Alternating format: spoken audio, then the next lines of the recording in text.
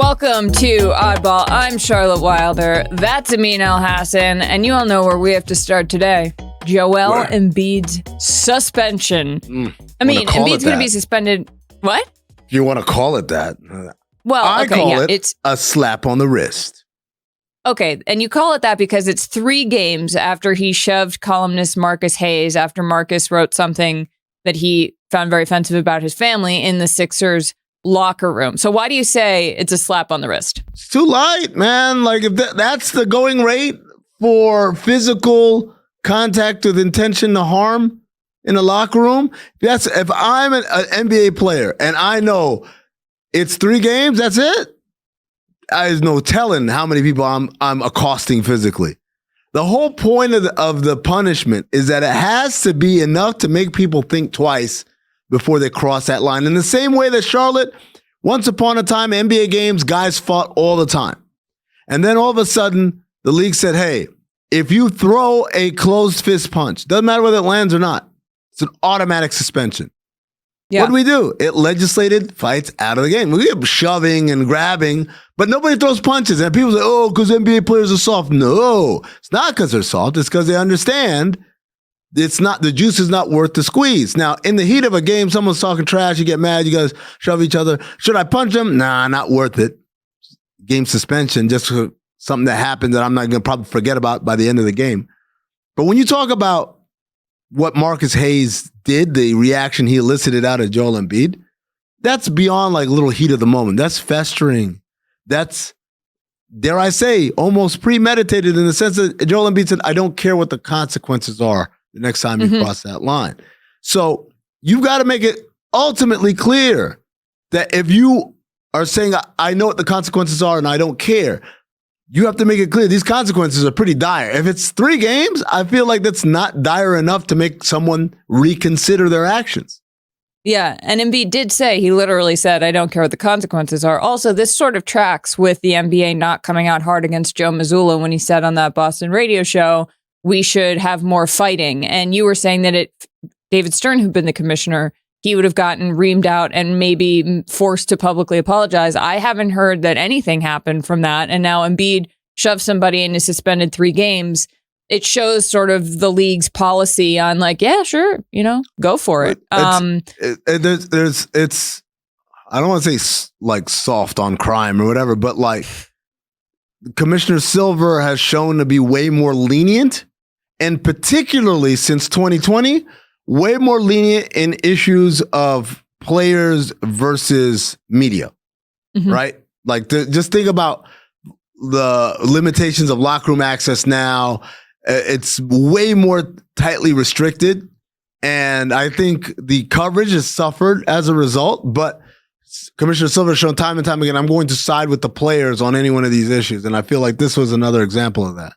Yeah. Also, per Shams Charania at ESPN, Embiid is going to be able to make his return against the Knicks for the NBA Cup opening. So Embiid is going to miss for the Sixers, the Clippers, Lakers, and Hornets, but he will return for the NBA Cup against the Knicks, then a game against the Cavs, then another NBA Cup game against Orlando. So this feels very convenient, that his 3-game suspension ends with, and this will also be his first game this season. This isn't just like he was playing and then he's out 3 games. Like he hasn't been playing because the Sixers botched that whole thing about saying he's healthy and then he wasn't healthy. And then to me, this is a little bit like, we don't know what this is, but it's sort of being suspended during senior week. And they're like, you can't go to class. And you're like, oh, shucks, where you can be there for graduation and prom. Like Embiid's going to come back against the Sixers, highly anticipated game. Against the Knicks because of that playoff series.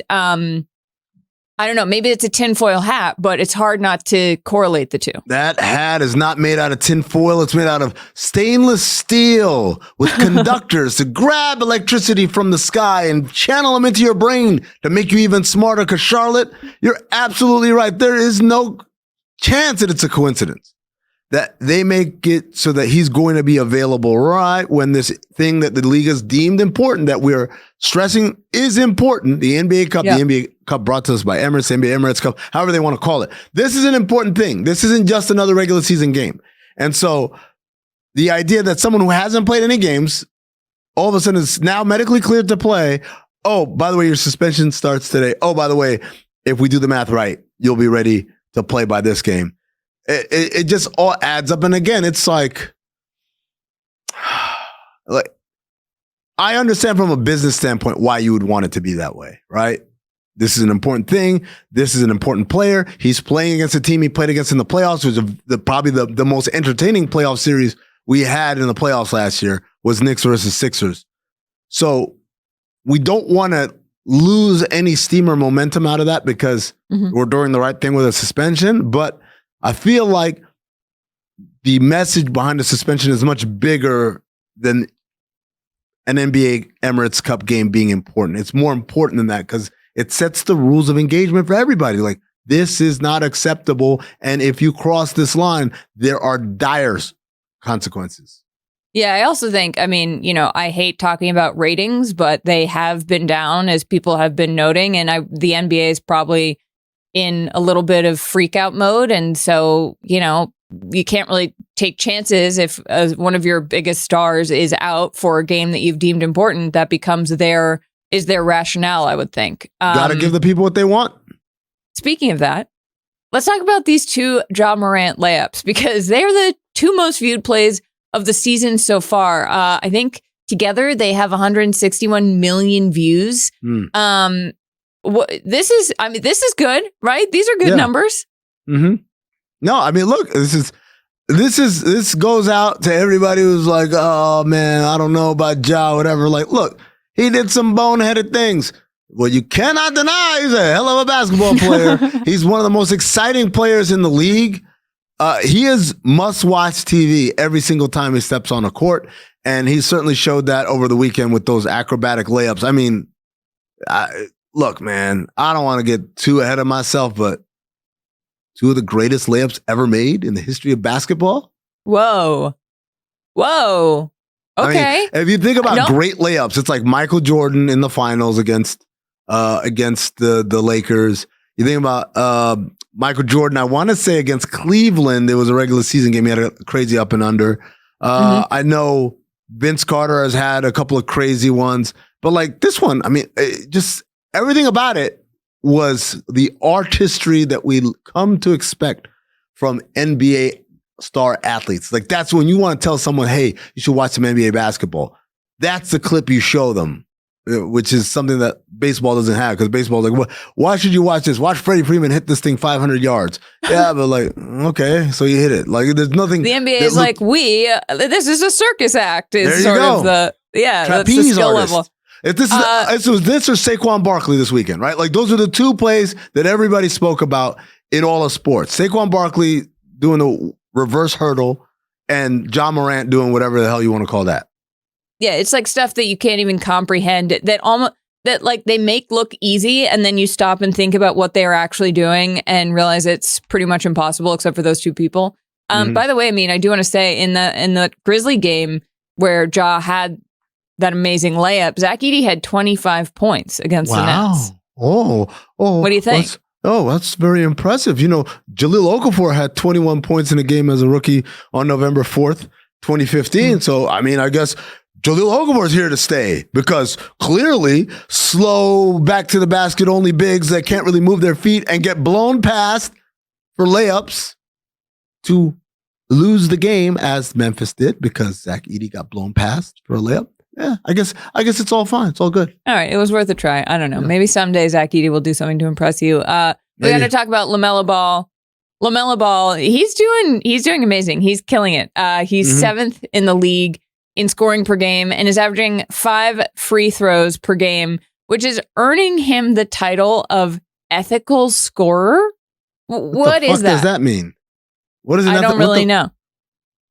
Ethical score. What is ethical about? Does it mean that? He's playing without drawing fouls? Because isn't that part of the game that you try to draw fouls?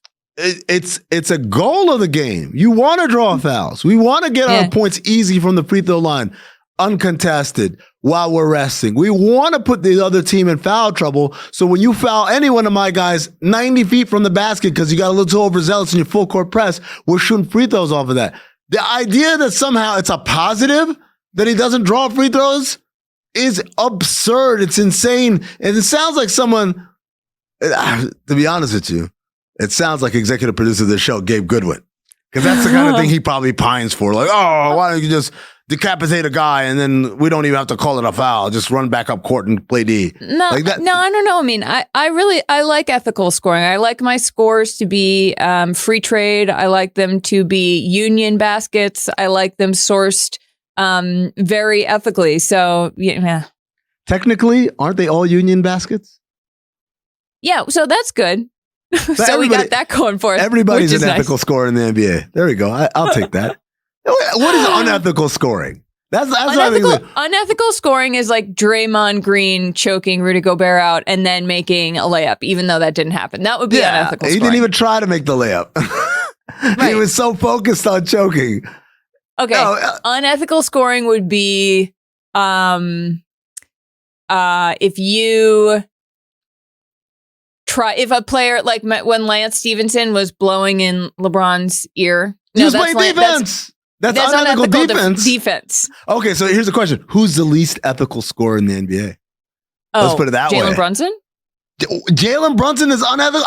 You know what? He draws fouls a lot. If Jalen Brunson is unethical. If that's what we're talking about, drawing fouls. Let me just say this right now. If Jalen Brunson is what we're calling unethical, I want to throw all morals and ethics out the door. I want zero standards. Let me just be shameless in every single way and only go for my own self-interest in this and never really consider the big picture or how it might impact other people as long as I feel better about this one little thing. That's all that matters. Nothing else matters in the world. So, okay, who is it? So what's an unethical? What's up? Who's the least ethical scorer then? I don't know what that means. Unethical score makes me think. Jalen Brunson. Unethical score makes me think like you kick someone in the nuts and then you go to play. Like maybe it is Draymond Green. Now that I think about it, he has done that. Yeah, I think it's Draymond. Also, if we were going by the definition of unethical, is drawing a lot of fouls. Oh, I'll tell you an unethical score. Somebody got hurt and we're all like just like, oh, that was a tough fall or whatever. Like checking the ball up and trying to inbound it quick so he could go get a score while my man's down right here. Right? That's an unethical score. What else? Joel Embiid, maybe when he grabbed Mitch Robinson's ankle, even though he wasn't scoring. Oh, what about the time when I think it was J.R. Smith was saying what's up to someone on the bench and then they scored while he wasn't. That's unethical. You knew the deal. You knew he wasn't paying attention. That's my favorite kind of scoring. I think we should have more of that. All right. When we come back, we have some advice for players in important games tonight. Stick around.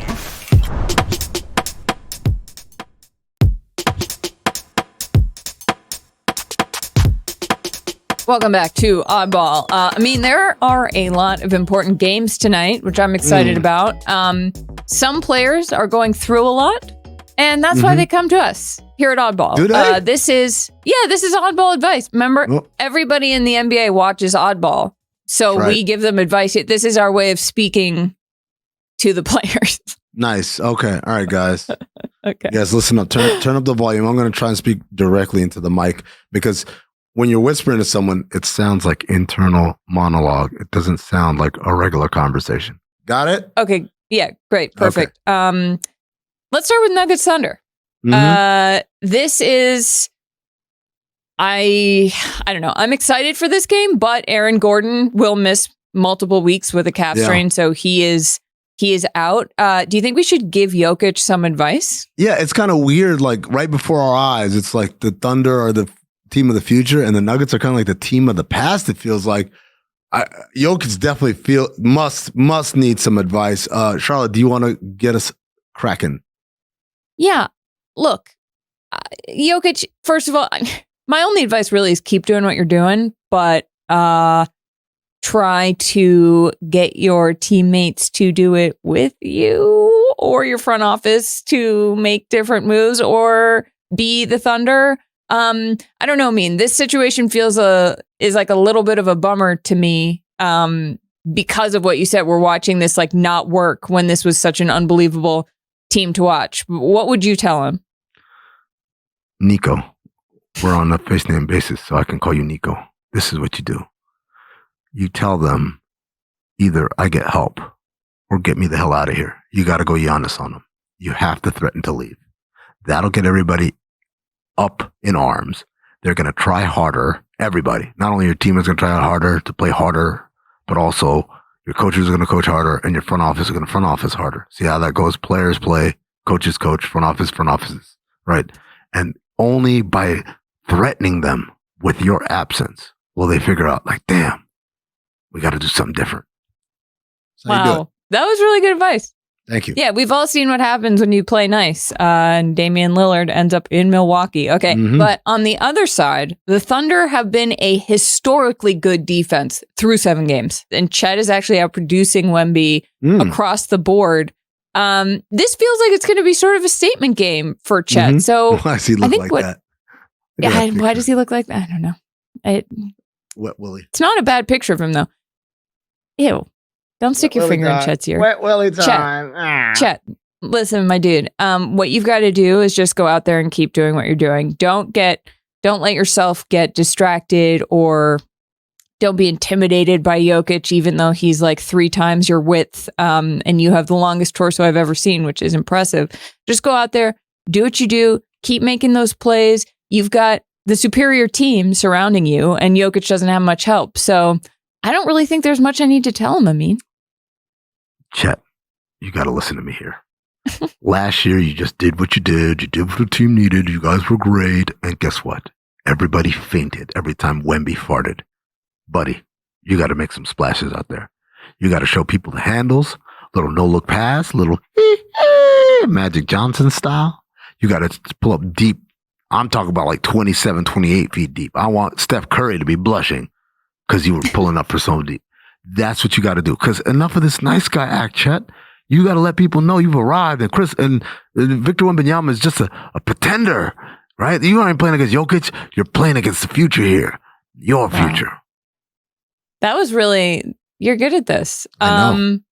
Okay, we're going to go to the Warriors and the Celtics. I'm very excited about Fun this game. Both teams are 6-1. Yeah, I think it's game of the night. Both teams are 6-1. Yep. Everybody expected the Celtics to be good because they brought back the same team, essentially. But I don't know that anybody, except for you, Amin, you were very high on the Warriors going into this season. I think that they thought this could be the end. And even though Steph has been out hurt, he came back Monday night. The Warriors are 6-1, so something's working. Absolutely. And what's working is they have depth. And that's what I've always said. Their supporting cast has been underappreciated throughout this entire run since Steve Kerr has been there. Like, the supporting cast has been so important to this team's success. But even, going back to the great ones that won a championship with them, with the Sean Livingstons and the Leandro Barbosas and Andre Iguodala's, even going back to those guys, I don't remember a time when Steph would be out and the team would look so seamless. And so that has to be very encouraging to everybody. But he's back. He scored 24 points in 24 minutes in a scrimmage against a G League team that has been ascended into the NBA levels for the season. But tonight, Charlotte, this is their first real test, I would say, no? Yeah. No, I think it definitely is. Should we give Steph some advice? Yeah, let's do it. You go first. All right, here we go. Steph, last time you saw these guys was last year. But the time before that was the championship when you beat them. And you beat them bad on their home court. You made them cry uncle.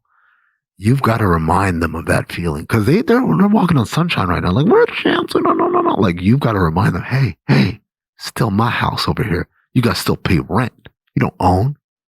You're renters. And the credit check just came back and your check bounced. Guess what? You're evicted. That's what you got to do. And also tell Joe Mazzulla, shut up. Okay. As a Celtics fan, I'm going to say to Steph, hey, man, don't try too hard. Like, you were hurt. You came back Monday night. You look good. But, like, just don't, this game doesn't matter. It's November. Some people could say it's a statement game. Some people could say it's your 8th game of the season in a long season. So take it easy. Don't feel like you have to play too much. Yeah, that would be my advice to you, Stefan. You know what? I brought up Joe Mazzulla in the end of my answer. So yeah. I think it's only fair. We've advised someone from the Warriors, Steph Curry. Let's advise someone for the Celtics, Joe Mazzulla. And look, it looks like he's listening to me whisper in his ear. Hold on, let me see if I can like that. Here we go. I let it closer. How do I get? Oh. Yeah, it does look like you're whispering in his ear. There it is. Closer. There you go. There you go. Okay, Joe, here's the deal. You haven't said anything crazy in about a week. People are beginning to think you're just a regular good coach. And we can't have that because then you get lost in the sauce with all the other regular good coaches. You have to say something genuinely batshit crazy. Like just question why everyone thinks Steph Curry is the best shooter and why it isn't, I don't know, one of the Gracies or Jesus or someone who's really good at making coffee, like Howard Schultz. That's what you got to do. You have to go and just start naming names of people that you think are better than Steph Curry. Then you have to put on one of those weird hats that has like the little propeller spinny thing on it and do the whole press conference without ever referencing it, but just keep hitting that propeller, making it spin, making it spin, making it spin. And then when you're done, you get up and you say, well then folks, zippity doo dah, and just walk out. Joe, not only do you have to have that hat on with the spinny thing, you got to put a red nose on. And anytime anyone asks him a question, whenever you get asked a question, you say, yeah. So instead of that, go honk, honk on your little red nose and then answer the question. And say the wildest thing you can think of. Talk about, give us something that will dominate a news cycle that really cleanse our timelines with some really, I can't even think of anything, Amin, because anything he would say would be crazier than the weirdest thing I could think of. I got something else for you, Joe. Also, just make up some crazy sayings. If you're getting a little bit of writer's block, holla at Kendrick Perkins. He's got some good ones. Like, if you put his brain inside of a bird's head, the bird would fly backwards. That's the kind of bat level crazy sayings you have to come up with. Just and make it sound like it's an old folksy saying that everyone knows. Like, well, you know how they say. That's why the stereo headphones always go with the pig. Also, Joe, lean into the Boston aspect of it. Be like, and that's why the Tea Party only serves coffee now. Like really go for broke. And you're going to be great. Also, you remember the Tea Party? Oh, those are the days when we thought those are the crazy people. I actually was nostalgic about that this morning. I was like, oh, yeah. Remember Paul Ryan when we thought he was the Antichrist? Yeah, because he was working out. All right, let's move on. Let's hit a few more. DeMar DeRozan. DeMar DeRozan and the Sacramento Kings host the Raptors tonight. And this is very exciting because Raptors fan Drake and DeMar used to be very good friends because obviously DeMar used to be a Toronto Raptor. But then DeMar appeared in Kendrick Lamar's Not Like Us music video, which famously ended Drake culturally. Drake is over because of Not Like Us. So on Monday, Drake was interviewed on the Raptors broadcast during Vince Carter's jersey retirement. And he said, if you ever put a DeRozan banner up, I'll go up there and pull it down myself. And DeMar said something like, good luck, because he's going to have a long way to climb. We are talking to DeMar here. Advice for him because the Kings face the Raptors again. You go at first. Home this time, though. You go first this time. Okay. Wrong hand. Okay. DeMar, listen, you actually don't need my advice. You don't have to change a single thing you're doing. You looking unbothered when Drake is truly losing it on the sidelines. He said some pretty nasty words to you. Don't worry about it. Let it go. You were in the Not Like Us music video. Like, you won. I really don't think I have to say anything more than that. DeMar, that's what you got to do, buddy. You got to tell the arena PA to play Not Like Us every single time out. Every time you score, every time you get fouled, they got to play that song over and over again. Then you got to have Kendrick Lamar sit courtside and you got to dap him up a lot of times. And then also, this is a great move I've discovered. Look like you're having fun. So Kendrick Lamar could just say, hey, good shot. And you got to act like he said the funniest joke. Like, that's why you're the best. That's why you're the best, K-Dot. You got to do that. You got to just, because that's going to make him go crazy.